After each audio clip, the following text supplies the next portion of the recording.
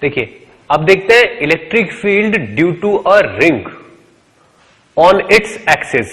अभी इससे पहले जो हमने देखा था सर्कुलर आर्क की वजह से electric field in the plane of its wire, ठीक है ना। अब इसके प्लेन के परपेंडिकुलर एक्सिस जो होती है उस पे इलेक्ट्रिक फील्ड देखते हैं, ठीक है ना। Electric field due to a ring on its axis, ठीक। Electric field due to a ring on its axis, ठीक है। देखिए क्या है, मान लीजिए ये हमारे पास एक रिंग है, ठीक है, और ये इसकी एक्सिस है, ये यूं यहां से पास हो रही है ये, तो ये हमारे पास एक रिंग है। इस रिंग पे टोटल चार्ज Q है और इसकी रेडियस है R। इसके सेंटर से X डिस्टेंस पे एक पॉइंट है P। इस पॉइंट P पे इलेक्ट्रिक फील्ड बताना है, ठीक है। तो मैंने क्या किया, मैंने यहां पे कोई भी एक एलिमेंट ले लिया, मान लीजिए मैंने ये वाला एलिमेंट ले लिया टॉप पॉइंट पे। इस एलिमेंट की लेंथ है d r मान लो, ठीक है ना, और चार्ज इस पे कितना है dq। तो dq की वैल्यू होगी q divided by 2 pi r into dr, ये वाली होगी q की वैल्यू। अब इसकी वजह से अगर इलेक्ट्रिक फील्ड हम फाइंड आउट करने की कोशिश करें तो यहां से लेके यहां तक इसको मुझे ऐसे मिलाना पड़ेगा और ये इलेक्ट्रिक फील्ड की डायरेक्शन हो जाएगी, ठीक है ना। और ये एंगल होगा थीटा। थीटा यहां पे कांस्टेंट आएगा, चेंज ही नहीं होगा, चाहे किसी भी एलिमेंट के लिए देख लो थीटा की वैल्यू वही की वही रहेगी।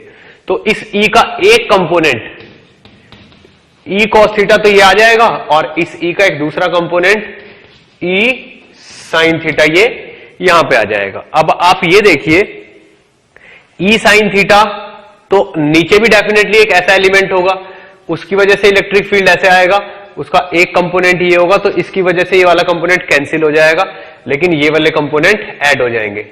तो इलेक्ट्रिक फील्ड आ जाएगा integration of E cos theta, ठीक है ना। अब E की वैल्यू क्या हो जाएगी, E की वैल्यू यहां पे हो जाएगी K dq ओवर ये क्या होगा under root of x square plus r का स्क्वायर।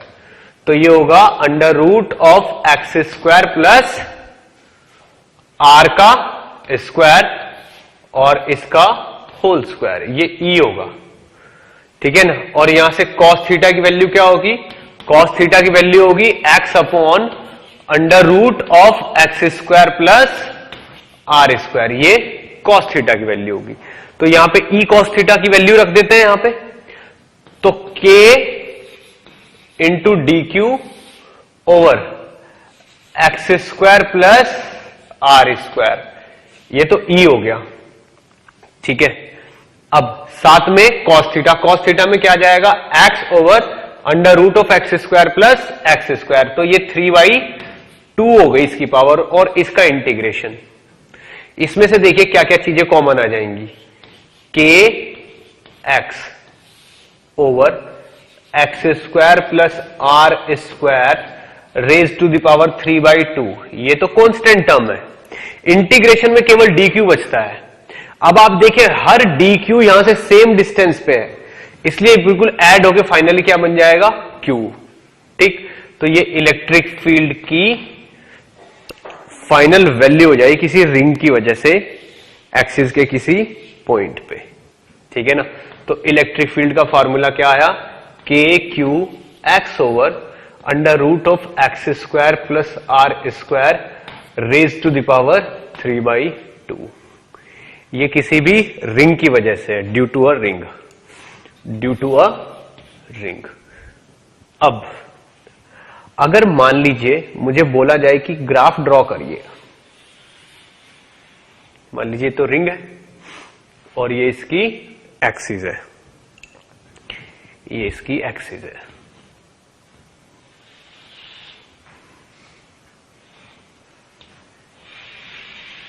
ऐसे, तो ये इसका सेंटर हुआ, ठीक है ना।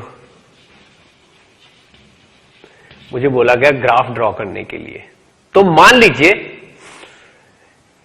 इसकी रेडियस r और चार्ज q है, ठीक है। तो इस तरफ हम इंक्रीज करते जा रहे हैं, ये इन्फिनिटी तक जाता है, ये इधर इन्फिनिटी तक जाता है। तो उसने कहा है कि ग्राफ प्लॉट करिए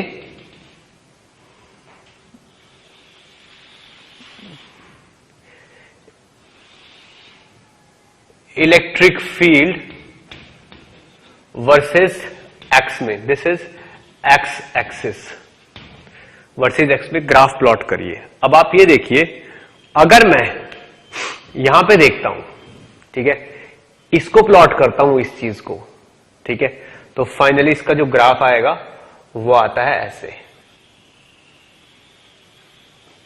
यूं, और यहां पे ऐसे यूं आएगा ग्राफ। ये रिंग है,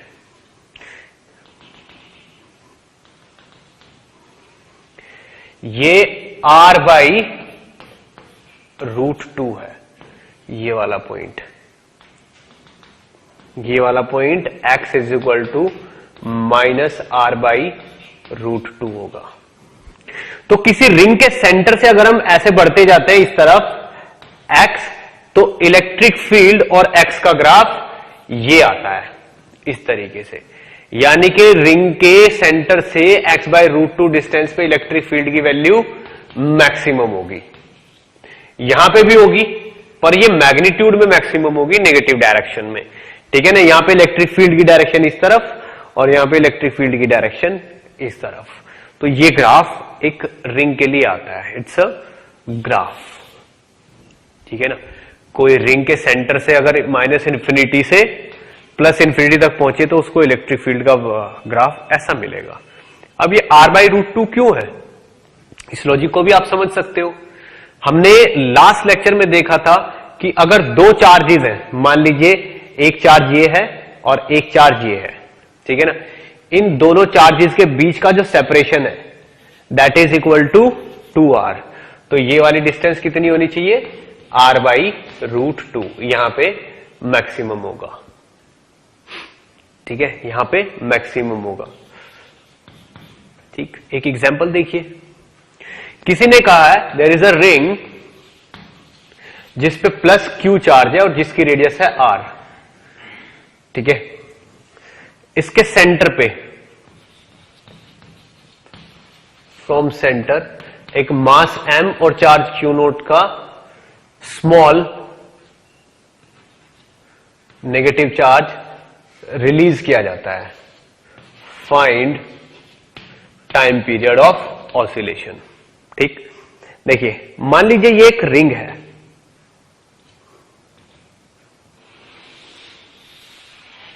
ये एक रिंग है और ये इसकी एक्सिस है। ये रिंग है, ये इसकी एक्सिस है। इसके सेंटर से x डिस्टेंस पे एक पार्टिकल रखा हुआ है -q, ठीक है। तो डेफिनेटली उस पार्टिकल पे अट्रैक्शन का फोर्स इस तरफ होगा, ठीक है, सेंटर की तरफ। तो जब सेंटर से इस तरफ चला जाएगा वो, तो अट्रैक्शन का फोर्स उस पे इस तरफ लग जाएगा। तो यहीं पे सेंटर पे वो SHM करता रहेगा ऐसे करके। क्यों? क्योंकि यहां पे इस लाइन से इस तरफ इलेक्ट्रिक फील्ड इस तरफ होगा और इस तरफ इलेक्ट्रिक फील्ड इस तरफ होगा। तो नेगेटिव चार्ज पे, जो नेगेटिव चार्ज है उस पे फोर्स इस तरफ लगेगा और इधर चला जाएगा तो नेगेटिव चार्ज पे फोर्स इस तरफ लगेगा। तो SHM के चांसेस बनते हैं। तो यही पूछा हुआ है कि फाइंड टाइम पीरियड। ठीक, मान लीजिए वो x डिस्टेंस पे है, तो x डिस्टेंस पे इलेक्ट्रिक फील्ड की वैल्यू कितनी आई, k q x over r² plus x² raise to the power 3/2, ठीक है ना। If x is very small, तो यहां से इलेक्ट्रिक फील्ड की वैल्यू क्या हो जाएगी, k q x over r cube, ये हो जाएगी। अब फोर्स क्या हो जाएगा, F हो जाएगा Q इंटू ई, यानी कि k q not by r cube into X. ठीक, तो यहां से क्या हुआ, F is directly proportional to minus X आ गया, माइनस तो होगा ही होगा, क्यों, क्योंकि हम ले जा पॉजिटिव में रहे, फोर्स लग रहा है नेगेटिव में, क्योंकि Q नॉट क्या है, नेगेटिव,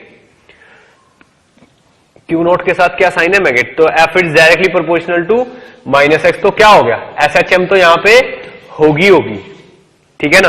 अब F बाई एम करके उसको माइनस ओमेगा स्क्वायर एक्स से कंपेयर करना है, यानी कि यहां से ओमेगा स्क्वायर की वैल्यू कितनी आ गई, this quantity divided by M, K Q not by M into R cube, ये आपका ओमेगा स्क्वायर आ गया, और यही से आपका टाइम पीरियड भी आ जाएगा।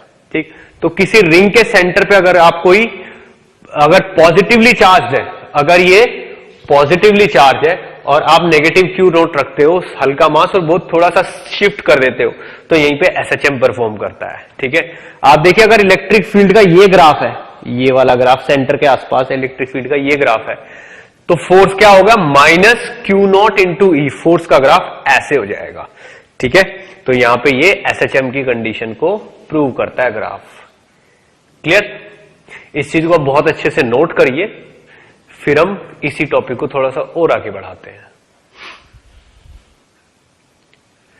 ओके, तो इसके बाद हम electric field due to a disc देखेंगे, एक डिस्क की वजह से इलेक्ट्रिक फील्ड कितना होता है।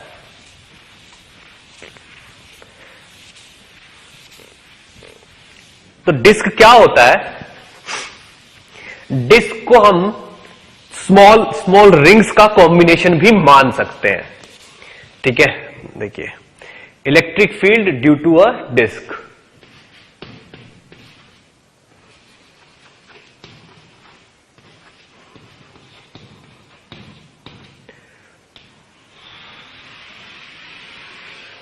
ठीक है, electric field due to a disc. मान लीजिए ये हमारे पास एक डिस्क है,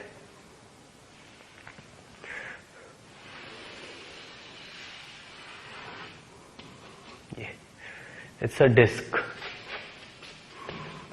जिस पे टोटल चार्ज Q है और रेडियस है R, तो चार्ज डेंसिटी कितनी हुई, sigma, charge per unit area कितना हुआ, सिग्मा।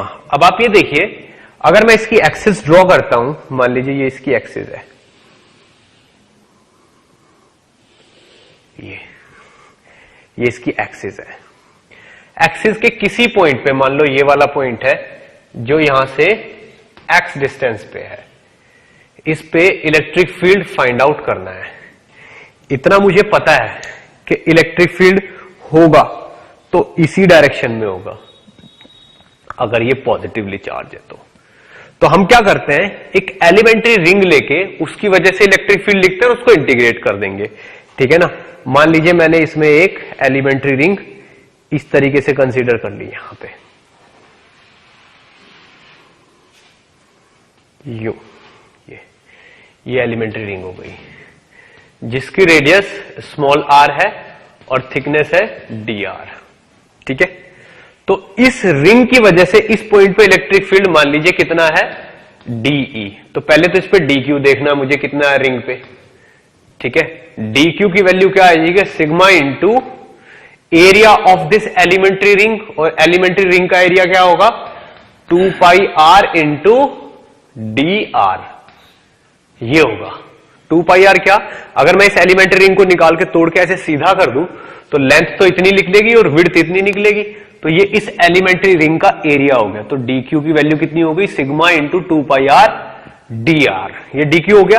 अब de का फार्मूला क्या होगा, k q x over, q की जगह क्या आएगा, dq into x over a square plus x square. तो ये वाला एंगल मान लीजिए कुछ है, तो ये चीज हो जाएगी x square plus small r का square and raise to the power 3/2। 2, ये DE हो गया। अब इस चीज को मुझे इंटीग्रेट करना है, कहां से कहां तक, 0 से लेके कैपिटल R तक। तो मेरे पास E आ जाएगा इंटीग्रेट होके, मेरे पास इंटीग्रेट होके E आ जाएगा। तो अब आप ये देखें यहां पे क्या क्या चीजें हम बाहर निकाल सकते हैं, ठीक है ना। X कांस्टेंट है यहां पे, तो K X और सिग्मा इंटू 2 पाई, इसको हम बाहर निकाल सकते हैं। और इंटीग्रेशन में क्या बच जाएगा, R dr, dq में R dr divided by x square plus are square raise to the power 3/2 और 0 से लेके R तक, ये इंटीग्रेशन आ जाएगा इसका, ठीक है। इस इंटीग्रेशन को अगर आप सॉल्व करोगे यहां पे, ठीक है, तो E की वैल्यू आपके पास आ जाएगी इंटीग्रेशन को सॉल्व करने से 2k sigma x, 2k sigma x और ब्रैकेट में आ जाएगा आपका माइनस 1/√ऑफ X square plus are square और 0 से लेके कैपिटल R तक की लिमिट। अब आप ये देखिए यहां पे, अगर मैं यहां पे k की वैल्यू, ये जो k है, ये वाला जो k है, k की वैल्यू है 1/4 पाई एप्सिलॉन नॉट, ठीक है ना। और सिग्मा की वैल्यू क्या है, अगर मैं इसको 1/4 पाई एप्सिलॉन नॉट, इसमें एक पाई भी कॉमन आएगा into 2k sigma into pi, यहां पे एक पाई भी आएगा। तो जब मैं k की वैल्यू रखूंगा 4 पाई एप्सिलॉन नॉट, तो ये क्या बच जाएगा, सिग्मा ओवर 2 एप्सिलॉन नॉट और ब्रैकेट में जब मैं r की वैल्यू को 0 रखूंगा तो 1/x² बच जाएगा बस विद माइनस साइन, और जब इसकी वैल्यू को r रखूंगा तो ये बच जाएगा। तो सीधे सीधे क्या बचेगा यहां पे हमारे पास, 1 माइनस एक्स अपॉन, यहां पे बचेगा 1 minus X upon √of x² plus r²। ये हमारे पास फाइनल एक्सप्रेशन आ जाएगा इलेक्ट्रिक फील्ड का, ठीक है। अब ये किसी भी रिंग के इलेक्ट्रिक फील्ड का आपके पास फाइनल फॉर्मूला है, सॉरी किसी भी डिस्क के, this is electric field due to disc, यानी कि sigma over 2 epsilon not 1 minus X upon √x² plus r²। Clear. अब this is electric field due to a disk at a distance x from its center on the axis perpendicular to the plane of disk। अब यहां पे special cases हैं, if very large disk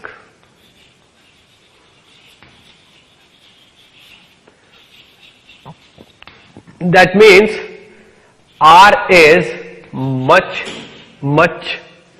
much greater than x, ये मतलब हुआ x finite है लेकिन r उससे बहुत ज्यादा है, तो E की वैल्यू क्या हो जाएगी यहां पे, sigma over 2 epsilon not into, देखिए अगर r की वैल्यू बहुत ज्यादा तो नीचे वाली क्वांटिटी इनफाइनाइट हो गई, नीचे वाली क्वांटिटी इनफाइनाइट हो गई, तो ये क्या हो गया 1 माइनस 1/इंफिनिटी, मतलब इलेक्ट्रिक फील्ड की वैल्यू हो गई sigma over 2 epsilon not.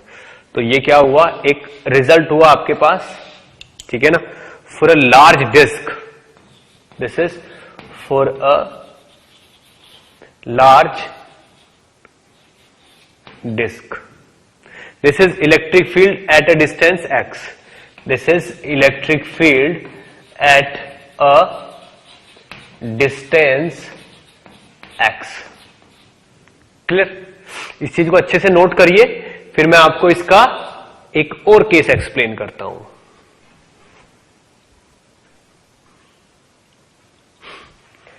Okay, तो ये तो एक केस था when r is much greater than x। Case 2,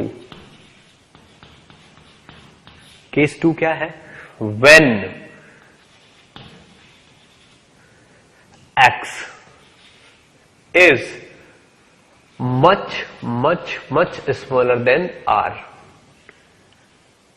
अब ऐसा लगेगा कि ये इनइक्वालिटी और ये इनइक्वालिटी बिल्कुल सेम है, जबकि दोनों में डिफरेंस है। यहां पे क्या है, x is very small,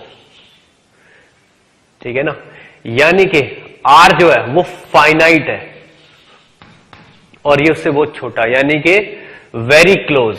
when x is tends to 0, यानी कि वेरी क्लोज टू डिस्क। तो ये क्या हो जाएगा, इलेक्ट्रिक फील्ड हो जाएगा sigma upon 2 epsilon not bracket में 1 minus 0 upon under root of r square plus 0 का स्क्वायर। ये अब ये 0 हो रहा है, तो यहां पे इलेक्ट्रिक फील्ड की वैल्यू हो जाएगी सिग्मा बाई 2 एप्सिलॉन नॉट। दोनों केसेस में वही है, यानी कि डिस्क बहुत लार्ज है तो भी उसके पास electric field sigma by 2 epsilon not होगा, लेकिन अगर डिस्क फाइनाइट साइज की है और उसके बिल्कुल क्लोज हम इलेक्ट्रिक फील्ड फाइंड आउट करते हैं तो भी यही होगा। दिस इज नियर फील्ड,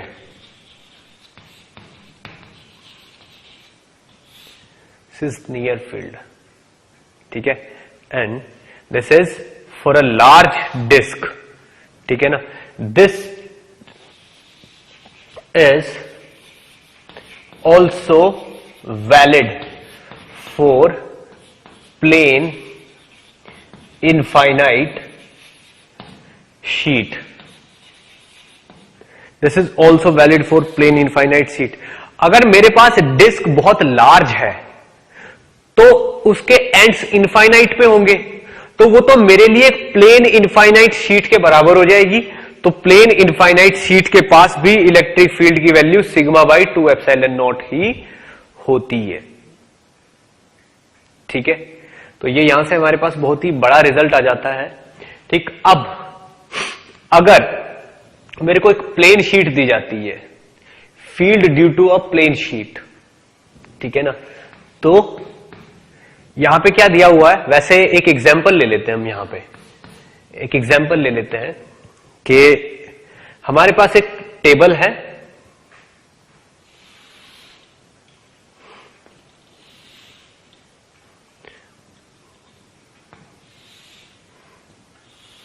ये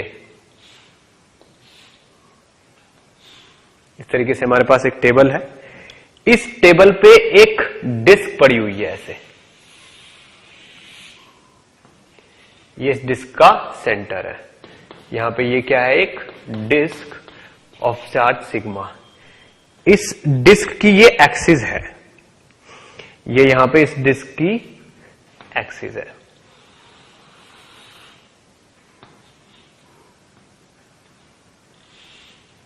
ये अब डिस्क पे चार्ज डेंसिटी कितनी है, सिग्मा है, और इसकी रेडियस है r। तो पूछा जा रहा है कि इसकी एक्सिस पे यहां पे इस जगह पे एक m मास रखा हुआ है, m मास, ठीक है। फाइंड x, ये m मास रखा हुआ है, ठीक। तो ये पूछा जा रहा है कि फाइंड x क्या, y। Find y if mass m is in equilibrium। अगर ये m मास इक्विलिब्रियम में है तो बताइए x y की वैल्यू क्या है। आप ये देखिए, ये डिस्क है, इसके लिए हम कौन सा फार्मूला यूज करेंगे। हमारे पास फार्मूला क्या होता है, sigma by 2 epsilon not into 1 minus x over under root of x square plus are square. यहां पे दिस इज इलेक्ट्रिक फील्ड, ठीक। तो मुझे एम मास के लिए क्या करना पड़ेगा, m g is equal to q, देखिए ये एम मास है और चार्जेस का क्यू नोट इंटू ई, ये करना पड़ेगा, ठीक है ना। तो यहां से निकल के एक्स की वैल्यू निकल आएगी, कितनी होगी, ठीक है। तो mg को आप इसके बराबर कर दीजिए सिग्मा ओवर, तो mg m की वैल्यू कुछ भी ले लीजिए, q की वैल्यू कुछ, अब तो इसमें कुछ भी नहीं करना, बस यहां से इस चीज को सॉल्व करिए और यहां से आपके पास किसकी वैल्यू निकल आएगी, x की वैल्यू निकल आएगी इन टर्म्स ऑफ r। ठीक है, इसकी रेडियस कितनी दे रखी है, r। ठीक है, तो ये बैलेंस एक्चुअल में इस डिस्क की वजह से यहां पे ऊपर की तरफ लगेगा फोर्स QE और नीचे की तरफ क्या लगेगा, mg। तो QE is equal to mg होगा, तो ये चीज यहीं पे इक्विलिब्रियम में होगी। क्लियर, इस चीज को अच्छे से नोट करिए, फिर हम नेक्स्ट पॉइंट पे मूव करते हैं इसी टॉपिक के।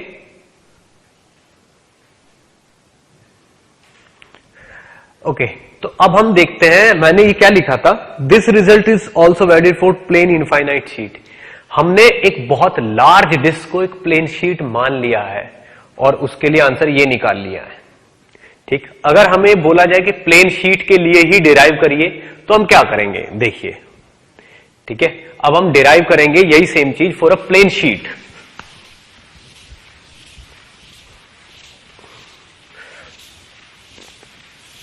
तो ये सेम रिजल्ट हम किसी प्लेन शीट के लिए डिराइव करेंगे अभी। देखिए कैसे करना है। ठीक है,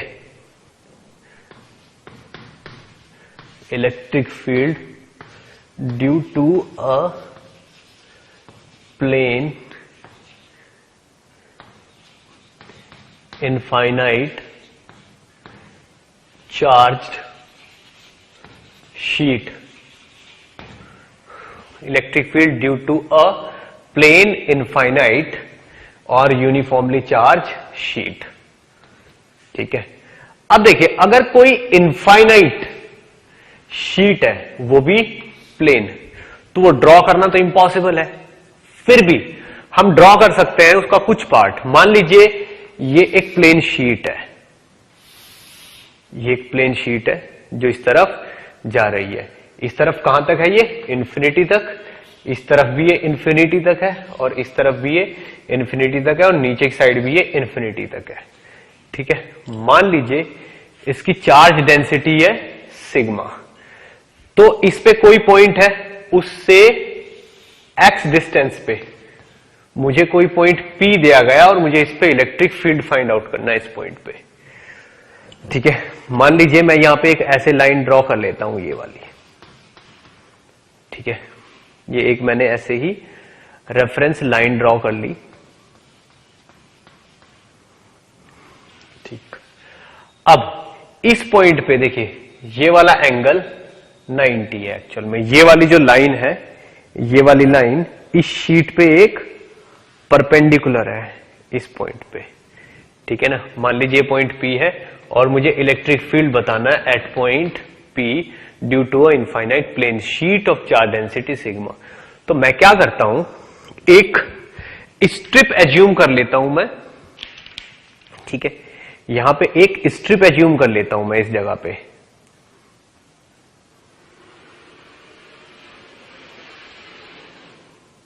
इस तरीके की ये वाली स्ट्रिप एज्यूम कर लेता हूं मैं, जो कि यहां से r डिस्टेंस पे है और जो जिसकी थिकनेस dr है। ठीक है, अब आप ये देखिए, ये जो स्ट्रिप मैंने एज्यूम की है, ये स्ट्रिप इस x पॉइंट तक अगर मैं मीट करा दूं, ये स्ट्रिप को अगर मैं इस x पॉइंट तक मीट करा दूं, तो ये वाली जो डिस्टेंस है this will act as d, और ये यहां इधर कहां तक जा रही है, ये वाली शीट इधर इन्फिनिटी तक जा रही है और ये वाली शीट भी इधर इन्फिनिटी तक जा रही है। ठीक है ना, तो इस पॉइंट पे इलेक्ट्रिक फील्ड का जो कंपोनेंट होगा, ठीक है, इलेक्ट्रिक फील्ड का जो कंपोनेंट होगा वो आप देखिए किस तरीके से होगा। यहां पे इलेक्ट्रिक फील्ड का परपेंडिकुलर कंपोनेंट इस तरफ होगा। ठीक है, और ये वाली जो परपेंडिकुलर लाइन है ये जाएगी ऐसे, ये तो ये वाला एंगल अगर थीटा है तो ये वाला एंगल भी क्या होगा, थीटा, ये वाला। और ये अगर E है तो ये वाला होगा E cos थीटा। देखो sine theta components definitely cut जाएंगे, केवल cos थीटा कंपोनेंट ही होंगे जो ऐड होंगे इलेक्ट्रिक फील्ड का, ये E cos थीटा। तो अगर मैं इस ई कॉस थीटा को इंटीग्रेट कर दूंगा माइनस इंफिनिटी से, यानी कि ऐसी ऐसी बहुत सारी स्ट्रिप इंफिनिटी तक और इधर भी ऐसी ऐसी बहुत सारी स्ट्रिप इंफिनिटी तक, माइनस इंफिनिटी से प्लस इंफिनिटी तक, तो मेरे पास यहां पे नेट इलेक्ट्रिक फील्ड आ जाएगा।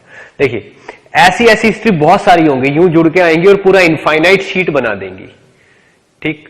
लेकिन यहां पे क्या प्रॉब्लम है, मेरे पास जो फॉर्मूला होता है वो रॉड के लिए है, ठीक है ना। तो एक छोटा सा एनालिसिस मुझे और करना पड़ेगा यहां पे। देखिए for a infinite rod, for a infinite rod, अगर ये रॉड इनफाइनाइट है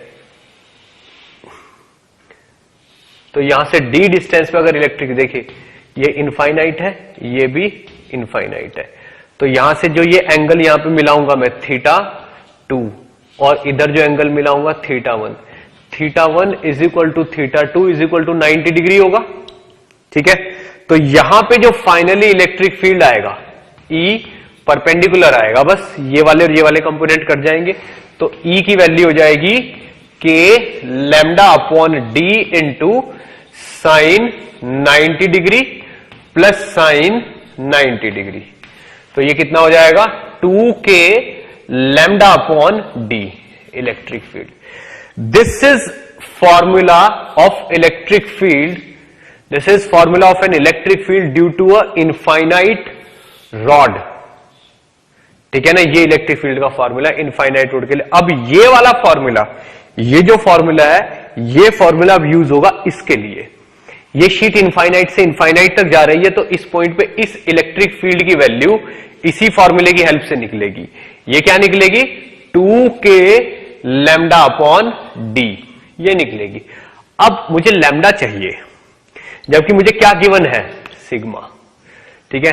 तो अगर मैं इस सिग्मा में dr की मल्टीप्लाई कर दूं तो लैम्डा आ जाएगा। बहुत इजीली आप इसको सॉर्ट आउट भी कर सकते हो। देखिए ये वाली थिकनेस कितनी है dr, ये वाली थिकनेस कितनी है dr, ये थिकनेस अगर dr है तो इस dr थिकनेस की मल्टीप्लाई अगर मैं इस सिग्मा में कर दूंगा तो इस पूरी स्ट्रिप का लैम्डा आ जाएगा, ठीक है। क्योंकि ये स्ट्रिप क्या है, इनफाइनाइट लेंथ की है, ठीक है ना। अगर इसकी मैं कुछ लेंथ मान लेता हूं, ये वाली लेंथ L मान लेता हूं और इसकी थिकनेस dr मान लेता हूं, तो इसका इस पे नेट चार्ज कितना होगा sigma into L into dr, ठीक है ना।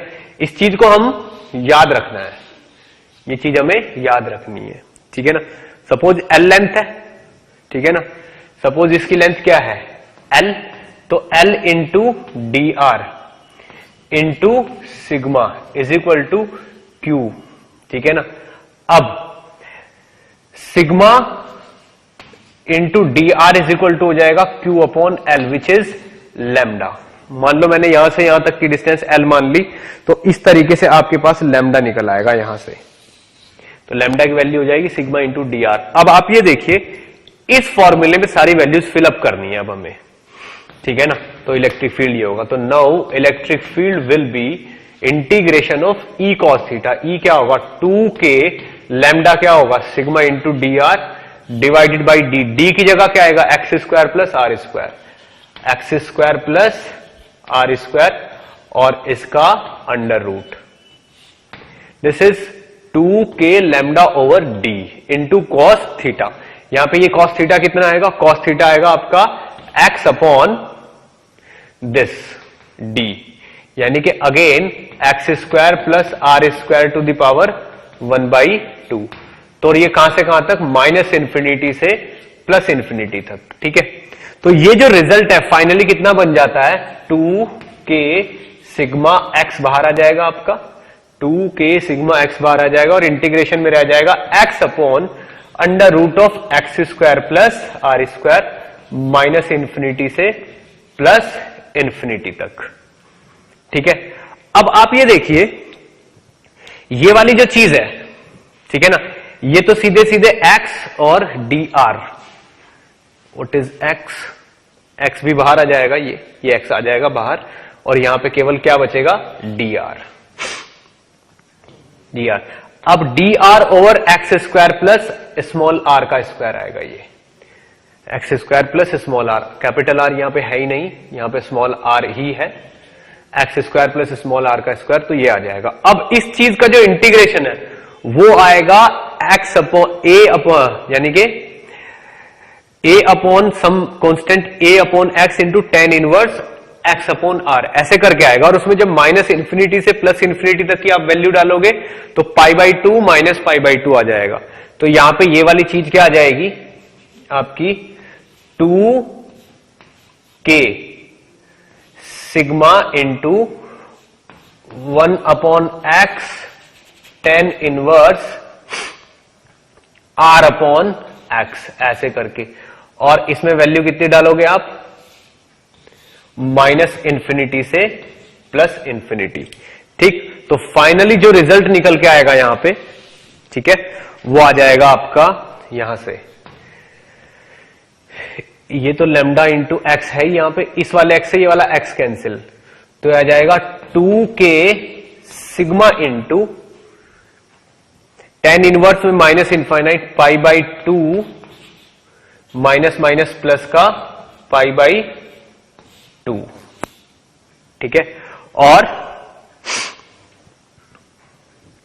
k की वैल्यू अगर आप डाल दोगे यहां पे तो पाई तो ऊपर आ गया, k की वैल्यू डाल दोगे तो क्या आ जाएगा 2 sigma upon 4 pi epsilon not into pi. तो सीधे सीधे कितना आ गया, क्या रिजल्ट आ गया आपका, सिग्मा अपॉन 2 एप्सिलॉन नॉट। ये आपके पास फाइनल रिजल्ट आ चुका है। आप ये देखिए, इस पाई से ये वाला पाई कैंसिल, तो फाइनली रिजल्ट क्या आ जाएगा, ये। तो प्लेन इनफाइनाइट शीट के लिए भी रिजल्ट यही निकल के आता है। क्लियर। अब आप ये देखिए, पहले आप इसको अच्छे से नोट करिए, फिर मैं इसको आगे एक्सप्लेन करता हूं।